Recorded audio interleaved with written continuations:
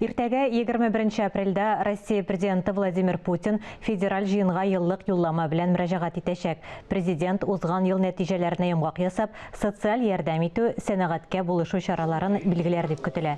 Ә Дәүләт Думасына Татарстаннан сайланган депутатлар юлламадан нәрсәләр өмет итә? Послание президента Федеральному собранию – это конституционное полномочия президента, где он отражает основные стратегические этапы видения развития нашей страны. В этом послании будут направления, связанные с социальной поддержкой наших граждан.